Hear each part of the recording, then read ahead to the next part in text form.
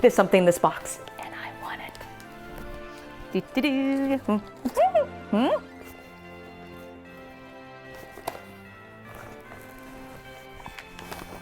The heck? Oh, okay. Okay. All right, you want to be like that? There we go. There we go. There. Wait. Wow. Okay, come on. Come on, give it to me. Ah! A lightsaber. A toy lightsaber. What am I supposed to do with the toy light?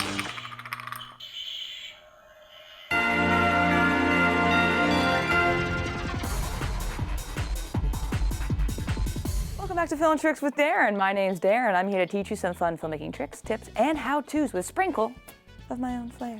Now, today's holiday-inspired episode is broken up into two parts. The first part is the filming, which is super fun and creative, and the editing, which is more challenging for today. Now, the reason for the challenge is because we're using draw masks and keyframing. Now, if you have been following the channel for a while, you'll be able to know that I like draw masks. Draw masks are extremely fun and creative tool as an editor, especially when you're doing special effects. But I'll explain more in 3, 2, 1, action. Things you need: your subject, who's played by me, a wrap box or any item that can have a false bottom or an area for you to cut out a hole in the bottom, the object you're pulling out of the box. For me, it's a lightsaber. Then finally, the can.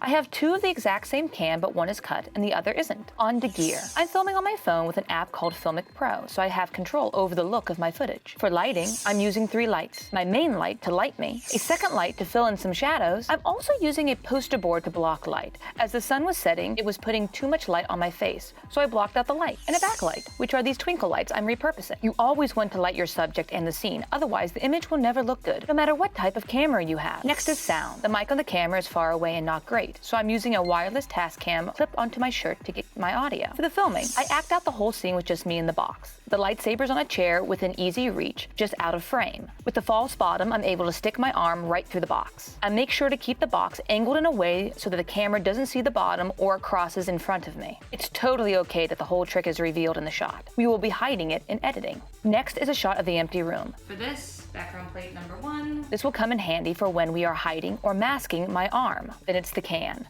I actually placed a piece of tape on the table so I know where the can will be lined up. And when I was acting, I knew where to look. I film it again, but this time with the cut can in the same spot as the full can. To make the can spin, I pick it up with some tongs, and I drop it about a ½ an inch. Just make sure to move your hand out of the way. And with all the pieces filmed, now we move on to putting the pieces all together in editing. I'm editing on Final Cut Pro. This effect can be achieved on any editing software. We are going to be working with many clips and layering them on top of each other. The trick is easy. Perfecting it is the hard part.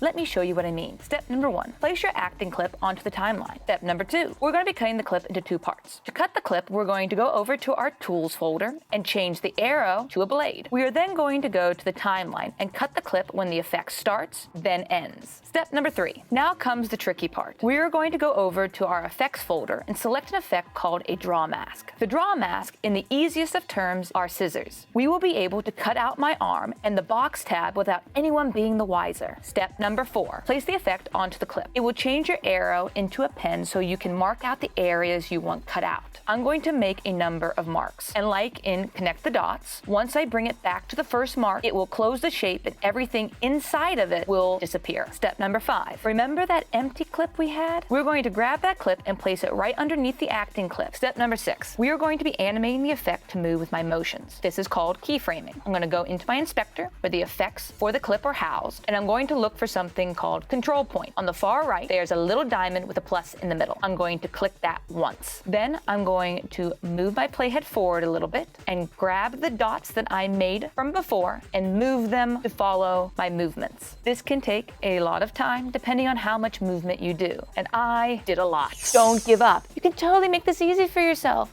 Either don't move as much as I did, or place the box into a table. like Mary Poppins.